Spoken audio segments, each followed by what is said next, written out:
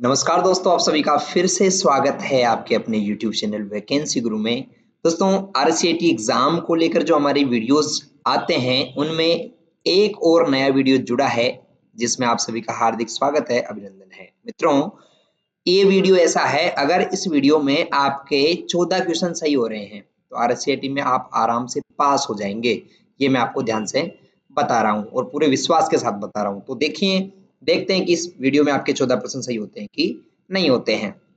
Question number 1 है, MS Excel 2010 में एक सीरीज की वैल्यूज को ऑटो भरने के लिए कौन सा कीबोर्ड शॉर्टकट प्रयुक्त होता है?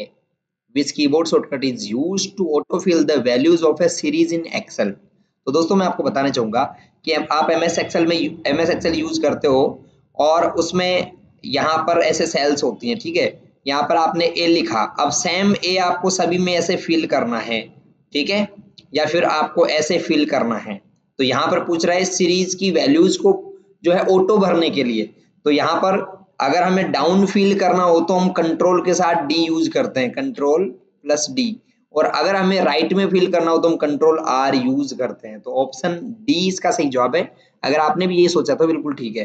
कंट्रोल सी कॉपी की शॉर्टकट होती है, कंट्रोल वी पेस्ट की होती है और कंट्रोल ए सिलेक्ट ऑल की होती है। तो ठीक है, दूसरा प्रश्न देखिए, पावर पॉइंट 2010 में पावर पॉइंट प्रेजेंटेशन का डिफॉल्ट फाइल एक्सटेंशन क्या होता है? जो आपका पावर पॉइंट 2010 है, उसमें फाइल का डिफॉल्ट एक्सटेंशन क्या होता है? एक्सटेंशन नेम क्या होता है? ऑप्शंस है, PPTX होता है, .XLSX होता है, .docx होता है या PDF होता है। दोस्तों, पावर पॉइंट का होता है .PPTX, ऑप्शन ए, ठीक है। ये MS एक्सेल का है, ठीक है, एक्सेल का। ये है जो MS वर्ड का है, MS वर्ड, और पीडीएफ फाइल होता है, ठीक है। तो ऐसे करके आपको ध्यान में आ गया होगा कि पावर पॉइंट का एक्सटेंशन नेम होता है PPTX। अब आप बोलेंगे सर एक्सटेंशन क्या होता है? जब आप किसी भी फाइल को सेव करते हो, जैसे पावर पॉइंट में आपने एक फाइल सेव करी राम के नाम से, तो ये फाइल सेव एक्चुअल में होती है ram.pptx। यहाँ पर राम तो यूजर का नाम है और ये एक्सटेंशन नेम है। एक्सटेंशन नेम ये दिखाता है कि फाइल को कहाँ बनाया गया है, किस प्रोग्राम के माध्यम से इस फाइल को खोला जा सकता है, ठीक है। तीसरा प्रश्न, पावर पॉइंट 2010 में किस रिबन टैब में टेक्स्ट, छवियों और वीडियो को स्लाइड में डालने के लिए कमांड्स होते हैं? मतलब आप पावर पॉइंट चलाते हो तो पावर पॉइंट के अंदर क्या होता है दोस्तों, ऊपर की साइड यहाँ पर रिबन टैब्स होते हैं। यहाँ पर होम टैब होता है, एक होता है इंसर्ट टैब, ठीक है, इंसर्ट,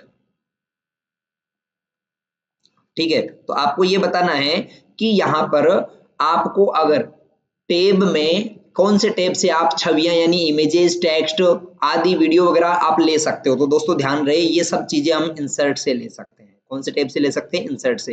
होम में फॉर्मेटिंग से संबंधित टूल होते हैं, जो भी कुछ बाहर से इंसर्ट करना वो इंसर्ट में होता है। डिजाइन में हम स्लाइड्स की डिजाइन चेंज कर सकते हैं और एनिमेशन हम लगा सकते हैं यहाँ एनिमेशन टैब से। तो इसका सही जवाब होगा इंसर्ट टैब। अगला देखिए, चौथा प्रश्न, पावर पॉइंट 2010 में स्लाइड शॉर्टर व्यू का क्या उद्देश्य है? What is the purpose of the slide shorter view in power point 2010?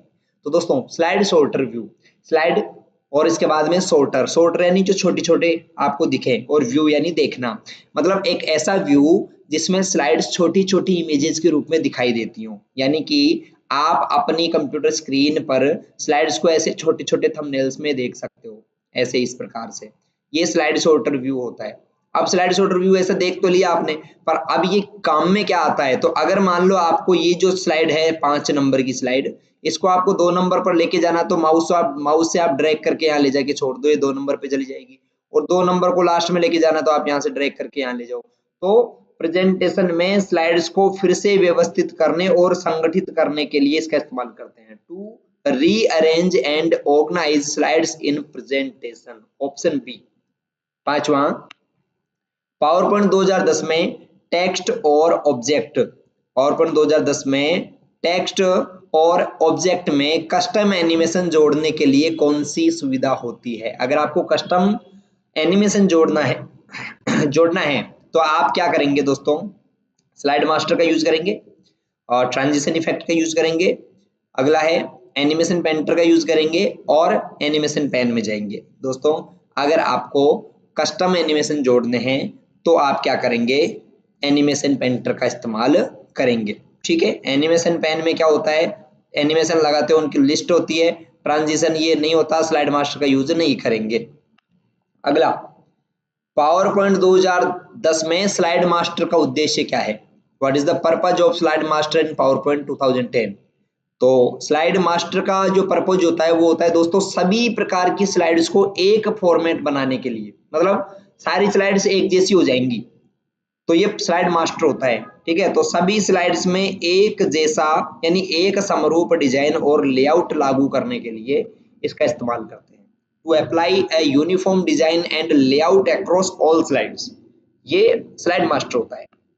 सातवां देखो, कौन सा साइबर खतरा नहीं है, मतलब which is not a cyber threat, कौन सा इनमें से है साइबर खतरा नहीं है? ऑप्शंस हैं, मेलवेयर ये तो साइबर खतरा होता है, मेलवर्टाइजिंग ये भी साइबर खतरा होता है, सेशन हाईजैक करना ये भी खतरा होता है। तो ये सभी साइबर खतरे हैं, these all are cyber threats. ठीक है, यानी मेलवेयर जो है ये क्या होता है, ये वायरस वगैरह जो होते हैं इनको मेलवेयर कहते हैं। ठीक है, ट्रोजन हॉर्स, स्पाईवेयर, इनको मेलवेयर कहते हैं। मेलवर्टाइजिंग यानी आपको एक एडवर्टीजमेंट दिखाई देगा जिसके माध्यम से आपके कंप्यूटर में कुछ डाउनलोड हो जाएगा, ठीक है, मेलवेयर आ जाएगा, तो ये मेलवर्टाइजिंग होता है। सेशन हाईजैक, आप खोल रहे हो कोई वेबसाइट हो और वो आपकी वेबसाइट को कोई हाईजैक कर ले, खुद खोल ले उसको, तो सेशन हाईजैक करना कहलाता है। और ये सारे जो है साइबर खतरों के प्रकार है। आठवां, एक वेबसाइट पर सिक्योर सील का मुख्य अर्थ क्या होता है? देखो, अगर किसी वेबसाइट पर एक सील लगी होती है, उस सील में लिखा होता है सिक्योर सील।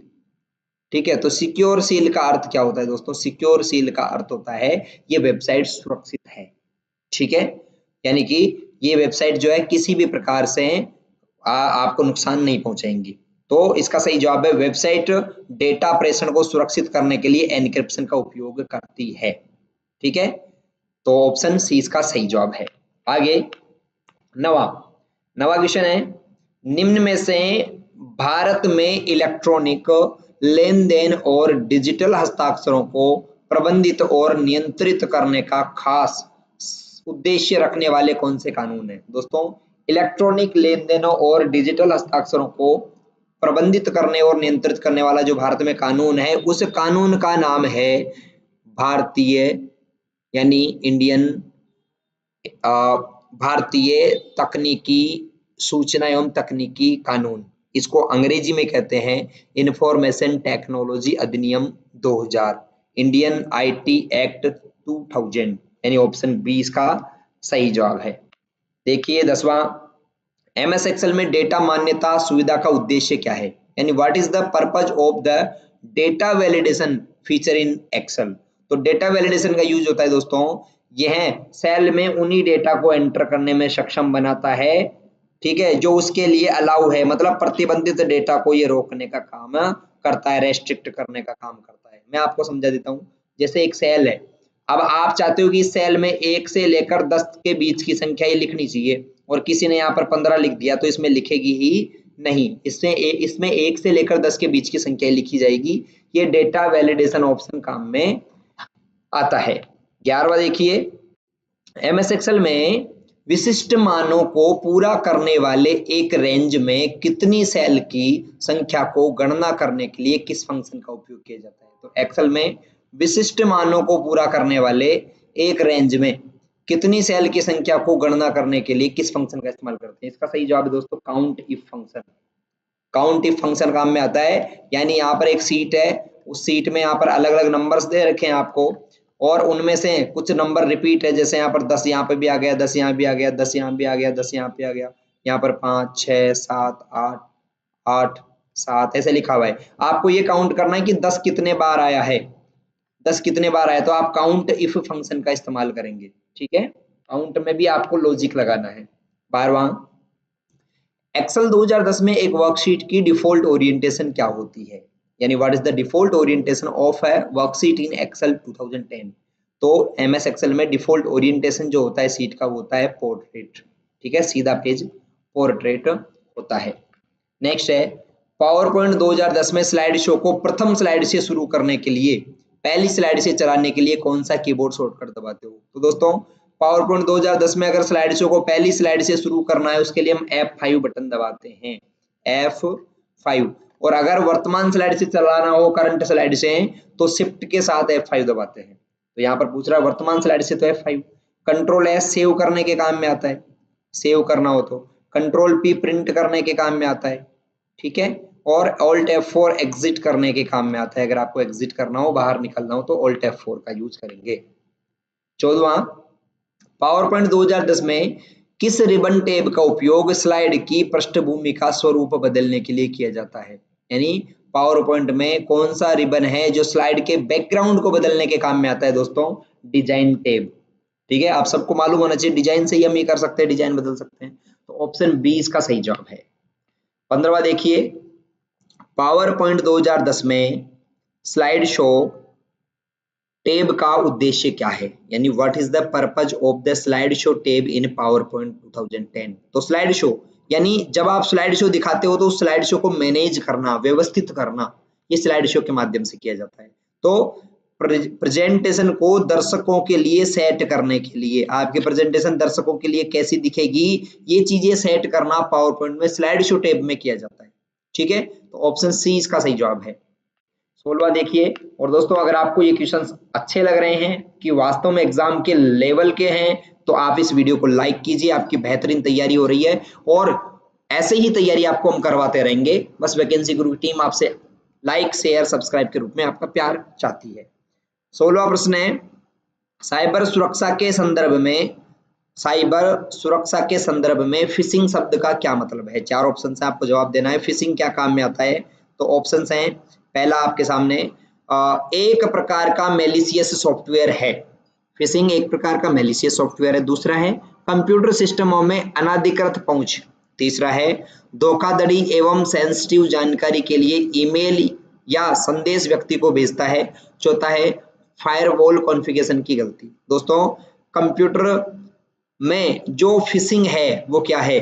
धोखाधड़ी या फिर सेंसिटिव जानकारी के लिए ईमेल या संदेश व्यक्तियों को भेजना, यानी बहुत सारा लोगों को उनके साथ चीटिंग करने के लिए उनको मेल या ईमेल या मैसेज भेजे जाते हैं, उसको फिशिंग कहा जाता है। 17वां देखिए, 17वां प्रश्न क्या है? 17वां प्रश्न है दोस्तों, भारत में निम्नलिखित किस एक्ट का उद्देश्य विशेष रूप से कंप्यूटर प्रोग्राम की अवैध प्रतियों को नियंत्रित करने के लिए या विनिमय करने से रोकना है? दोस्तों इसका सही जवाब है, यानी कि आपके डेटा को कोई भी व्यक्ति कॉपी नहीं करे, इसके लिए कॉपीराइट एक्ट बनाया गया है 1957 में ही। यानी उस समय इंटरनेट नहीं था, पर उस समय में क्या होता, कॉपीराइट यानी कोई कविता लिखता है, कोई किताब लिखता है, तो कोई लेटर लिखता है तो उसकी कॉपी नहीं कर ले, तो कॉपीराइट कानून बनाया गया, इंडियन कॉपीराइट एक्ट 1957। अगला देखिए 18वां प्रश्न है, विंडोज ऑपरेटिंग सिस्टम में सिस्टम रिस्टोर पॉइंट कार्य के लिए अनुमति प्रदान करता है। रिस्टोर पॉइंट क्या काम में आता है? तो दोस्तों ये प्रश्न बार बार एग्जाम में पूछा भी जाता है, बहुत बार पूछा जाता है। तो सिस्टम को पिछले स्थिति में वापस ले जाएं अगर समस्याएं या त्रुटियां हो जाती है, यानी आपके कंप्यूटर में कोई खराबी हो गई तो पिछली स्थिति में उसको वापस पुनः उसके डेटा को प्राप्त किया जा सकता है। 19वां, माइक्रोसॉफ्ट एक्सेल में निम्न में से कौन सी एक विशेषता है जिसका उपयोग स्प्रेडशीट में डेटा पर गणना करने के लिए क्या काम में लेते हैं? दोस्तों स्प्रेडशीट पर गणना करने के लिए हम फॉर्मूलाज का इस्तेमाल करते हैं, फॉर्मूला। ऑप्शन सी इसका सही जवाब है, फॉर्मूला। अगला देखिए, एक फाइल को सीडी डीवीडी में कॉपी करने की प्रक्रिया क्या कहलाती है? मतलब आपका कंप्यूटर है, आप अपने कंप्यूटर से किसी सीडी या डीवीडी में डेटा डाल रहे हो, तो ये डालने की जो प्रोसेस होती है, प्रक्रिया होती है, इसे हम बर्निंग के नाम से जानते हैं। दोस्तों क्या नाम से जानते हैं? बर्निंग के नाम से जानते हैं। अब आप बोलेंगे सर बर्न यानी जलना होता है। हाँ, वही बर्निंग जिसका मतलब जलना होता है, तो वही बर्निंग ये कहलाता है, सीडी या डीवीडी में कॉपी डालने की, यानी डेटा को कॉपी करने की प्रक्रिया। अगला प्रश्न है, खालिस्तान एमएस वर्ड 2010 में सबसे नीचे एक क्षैतिज यानी लंबी पट्टी होती है जिसमें पृष्ठ संख्या यानी पेज नंबर, शब्द गणना यानी वर्ड काउंट आदि कई विकल्प होते हैं। देखो ये एमएस वर्ड है, एमएस वर्ड में आप देखते हो सबसे नीचे एक यहाँ पर एक पट्टी होती है इस जगह, ठीक है, ये एक पट्टी हो गई ये वाली। और इसके नीचे स्टार्ट बटन होता है और टास्क बार होता है ये वाला। यहाँ पर जो है आपके एक जो लंबी पट्टी, इसमें कितने शब्द आपके हैं और पेज नंबर कौन से पे हम काम कर रहे हैं ऐसा लिखा होता है। इस छोटी पट्टी को दोस्तों हम स्टेटस बार कहते हैं। क्या कहते हैं? स्टेटस बार कहते हैं। और सबसे ऊपर जो होता है ना, यहाँ पर जहाँ पे क्लोज बटन होता है, मैक्सिमाइज मिनिमाइज बटन होते हैं, ये वाला, इसको कहते हैं टाइटल बार। क्या कहते हैं दोस्तों? इसको टाइटल बार कहते हैं। तो टाइटल बार सबसे ऊपर होता है और सबसे नीचे ये क्या हो गया? Status bar. अगला देखो 22वां, एमएस एक्सेल 2010 में चार्ट के प्लॉट क्षेत्र में प्रदर्शित क्षैतिज रेखाओं को क्या कहते हैं? आपने देखा होगा एमएस एक्सेल में चार्ट होता है, इस प्रकार का चार्ट है, मान लो ये चार्ट है, इसमें जो ऐसी लाइनें होती है ना, इस प्रकार की, इसमें लाइनें खिंची होती है, इन लाइनों को ग्रिड लाइंस कहते हैं मित्रों। क्या कहते हैं? ग्रिड लाइंस के नाम से जाना जाता है। ऑप्शन डी इसका सही जवाब है। 23वां देखो, एमएस पावर पॉइंट 2010 में एनिमेशन पेन का उपयोग क्या है? What is the use of animation pain in power point? दोस्तों पावर पॉइंट में एक ऐसी पट्टी होती है, यानी एक एनिमेशन पेन, इसको एनिमेशन पेन कहते हैं। यहाँ पर आपने कौन कौन से एनिमेशन लगा रखे हैं उनकी लिस्ट आती है ऐसे, ठीक है, एनिमेशन की लिस्ट। तो आप स्लाइड पर लागू एनिमेशन की एक सूची देख सकते हैं, आप स्लाइड पर लागू एनिमेशन की लिस्ट देख सकते हैं, ये एनिमेशन पेन होता है, ठीक है, ऑप्शन बी। अगला 24वां, हॉटस्पॉट इंटरनेट कनेक्टिविटी के लिए किस कनेक्टिविटी की आवश्यकता होती है? ये प्रश्न पहले भी मैंने पूछा है, बिल्कुल इजी है, बट ये एग्जाम की दृष्टि से बहुत महत्वपूर्ण है। अगर आप अपने मोबाइल फोन में हॉटस्पॉट ऑन करके दूसरे मोबाइल फोन या कंप्यूटर लैपटॉप में कनेक्टिविटी चाहते हैं तो आप वाईफाई का इस्तेमाल करेंगे, और वाईफाई का पूरा नाम होता है वायरलेस फिडेलिटी, वायरलेस फिडेलिटी, ठीक है। अगला 25वां क्वेश्चन है, इस टाइप के क्वेश्चन आजकल एग्जाम में ज्यादा पूछे जा रहे हैं, तो ये 2-3 क्वेश्चन आएंगे इस प्रकार के, तो आप ध्यान से देखिए। निम्न का मिलान कीजिए, एमएस वर्ड 2010 में हम क्या बना सकते हैं, एमएस एक्सेल में क्या बना सकते हैं और एमएस पावर पॉइंट में क्या बना सकते हैं। तो देखो एमएस वर्ड यानी पहले में हम डॉक्यूमेंट बना सकते हैं, यानी ऑप्शन आर में डॉक्यूमेंट है, ये देखो यहाँ पर, तो डॉक्यूमेंट बना सकते हैं अपन, ठीक है, तो ये पहले में आर आएगा। दूसरे में एमएस एक्सेल में हम बना सकते हैं सीट, ठीक है, दूसरे में क्यू, और तीसरे में आएगा पी, यानी आर क्यू पी। आपको देखना है आर क्यू पी 4 ऑप्शंस में कहाँ है, तो आपको दिखेगा R Q P option B में दिख रहा है, तो आर क्यू पी ये आपका सही आंसर है, ठीक है। अगला 26वां देखिए, नीचे दी गई तालिका में सही मिलान करना है। फिर से आपको इनपुट डिवाइस, इनमें से कौन से इनपुट डिवाइस है, दूसरा है आउटपुट डिवाइस कौन से हैं, और तीसरा है स्टोरेज डिवाइस कौन से हैं। तो दोस्तों इनपुट डिवाइस आपका ट्रैक बॉल, माइक्रोफोन और कीबोर्ड, ऑप्शन एक पी है ना, यानी पहले में पी आएगा। दूसरे में आउटपुट डिवाइस है मॉनिटर, प्रिंटर, हेडफोन, दूसरे में आर, पी आर, और तीसरे में hard disk drive, storage device है क्यू। तो पी आर क्यू 4 ऑप्शन से देखिए, ऑप्शन सी में आपको मिलेगा पी आर क्यू, ठीक है। आगे चलते हैं। अब एक प्रश्न आपके मन में होगा, सर ये इनपुट डिवाइस आउटपुट डिवाइस क्या होता है, एक बार ध्यान से समझ लो, मैं बता देता हूं। आपका ये कंप्यूटर है, अब आप इसको निर्देश या आदेश देते हो तो किस माध्यम से देते हो, माउस के माध्यम से, माउस या फिर कीबोर्ड के माध्यम से, ठीक है। तो ये जिनके माध्यम से हम कंप्यूटर को सूचना निर्देश देते हैं उसको हम इनपुट डिवाइस कहते हैं, और कंप्यूटर जिस माध्यम से हमें डेटा को लौटाता है, रिटर्न देता है, जैसे मॉनिटर हो गया, प्रिंटर हो गया, प्रोजेक्टर हो गया, स्पीकर हो गया, ये सारे आउटपुट डिवाइस होते हैं, ठीक है। तो इनपुट डिवाइस कौन कौन से हो गए, माउस हो गया, कीबोर्ड हो गया, इसके अलावा स्कैनर हो गया, मीडी हो गया, MICR, OMR, OCR, माइक हो गया, कैमरा हो गया, ये इनपुट डिवाइस है जो अंदर लेके जाते हैं। 27वां क्वेश्चन है, ई मित्र पोर्टल के माध्यम से निम्नलिखित में से कौन से डॉक्यूमेंट के लिए आवेदन किया जा सकता है। दोस्तों ई मित्र के माध्यम से आधार कार्ड, ड्राइविंग लाइसेंस, मतदाता पहचान पत्र, इन सभी डॉक्यूमेंट्स के लिए हम अप्लाई कर सकते हैं। तो उपरोक्त सभी इसका सही आंसर होगा। अगर आपने भी यही जवाब दिया तो बिल्कुल ठीक है। अगला देखो, निम्न में से कौन सा कथन नामों के संबंध में गलत है, which of the following statement is incorrect regarding file names, ठीक है, यानी नाम में क्या गलती है। तो देखिए फाइल एक्सटेंशन डॉट से पहले आता है और उसके बाद फाइल का नाम आता है, दोस्तों ये गलत है, पहला ही गलत है। देखो फाइल का नाम होता है ना, जैसे भी मैंने आपको बताया था ram.jpeg, ये फोटो है एक, ठीक है, जेपीजी से हम पहचानोगे एक फोटो है, तो ये तो फाइल का नाम है राम, तो और ये .jpg एक्सटेंशन नेम है और डॉट के बाद में आ रहा है ये, डॉट के बाद में आता है एक्सटेंशन नेम और फाइल का नेम आता है पहले। तो ये बोल रहा है कि फाइल एक्सटेंशन नेम डॉट से पहले आता है, तो गलत हुआ ना। अगला है एक ही फोल्डर की प्रत्येक फाइल का एक अद्वितीय नाम होना चाहिए। बिल्कुल ये तो सही है, यानी एक फोल्डर में जितनी भी फाइलें हैं उन सबका अलग अलग नाम होना चाहिए, एक नाम से दो फाइलें एक फोल्डर में नहीं हो सकती हैं। तीसरा, फाइल एक्सटेंशन फाइल प्रकार का दूसरा नाम है। बिल्कुल ठीक है, फाइल का प्रकार है ये, तो ये तो इसका फाइल नाम का दूसरा प्रकार हो गया। अगला, फाइल एक ही नाम या एक ही एक्सटेंशन साझा कर सकती है। बिल्कुल सही है, फाइल मतलब सेम नाम और सेम एक्सटेंशन एक जगह पर दो बार शेयर नहीं कर सकती हैं। अगला, खालिस्तान डोमेन नाम को आईपी पते में अनुवादित करता है जिसे कंप्यूटर और राउटर समझते हैं। दोस्तों, डीएनएस डोमेन नेम सिस्टम या डोमेन नेम सर्वर, ये आईपी पते को या फिर डोमेन को आईपी में या आईपी को डोमेन में बदलने का काम करता है। तो आपको बताना है कि डोमेन नेम सिस्टम डीएनएस क्या करता है। ये करता है दोस्तों आपके डोमेन नेम को आईपी में परिवर्तित करने का काम करता है। अगला, तीसरा, आप एमएस वर्ड में पोर्ट्रेट और लैंडस्केप लेआउट के बीच में स्विच करना चाहेंगे तो कैसे करेंगे। दोस्तों, आप अगर पोर्ट्रेट से लैंडस्केप में आना चाहते हो तो ओरिएंटेशन ऑप्शन में जाएंगे। पेज में दो प्रकार के ओरिएंटेशन होते हैं, एक तो होता है पोर्ट्रेट यानी सीधा पेज, एक होता है आड़ा पेज। ये सीधे पेज को हम पोर्ट्रेट कहते हैं, पोर्ट्रेट, ठीक है, और आड़े पेज को हम कहते हैं दोस्तों लैंडस्केप, ठीक है, लैंडस्केप। तो पोर्ट्रेट और लैंडस्केप दो प्रकार के ओरिएंटेशन है, इन दोनों को क्या कहते हैं, ओरिएंटेशन कहते हैं, पेज ओरिएंटेशन।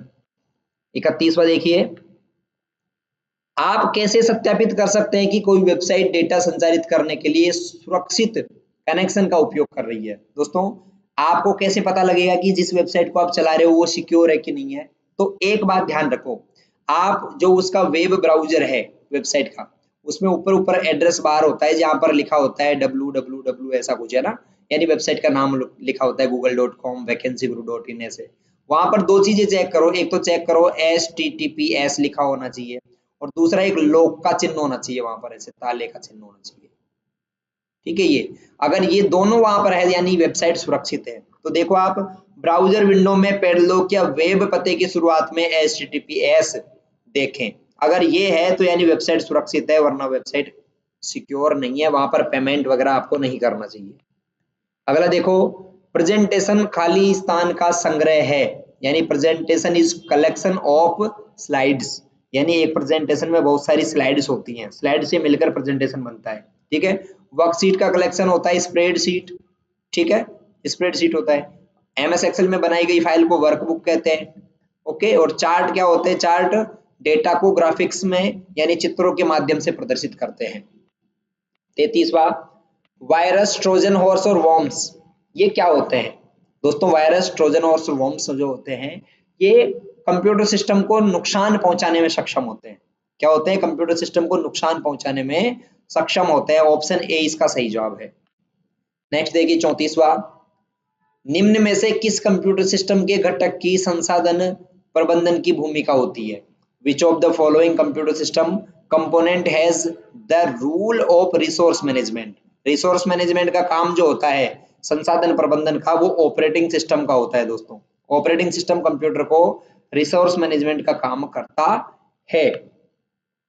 आगे 35वां और अंतिम क्वेश्चन है, आधार कार्ड नंबर में कितने अंक होते हैं। आप सबको मालूम है दोस्तों, कमेंट करके बताओ कितने हैं, और आपको कमेंट करके ये भी बताना है कि इस वीडियो में आपके कितने प्रश्न सही हो रहे हैं। दोस्तों, मिलते हैं अगले वीडियो में। रोजाना शाम को क्लास लीजिए लाइव और सुबह वीडियोस को देखिए। आप जरूर नहीं है सुबह ही देखिए, दिन में कभी भी आपको समय मिले तो प्लेलिस्ट में जाकर वीडियो आपको मिल जाएंगे, आप देख सकते हैं। नमस्कार, राम राम, जय श्री राम। मिलते हैं अगले वीडियो में, तब तक सभी मस्त रहें, स्वस्थ रहें, सुरक्षित रहें। राम राम साहब।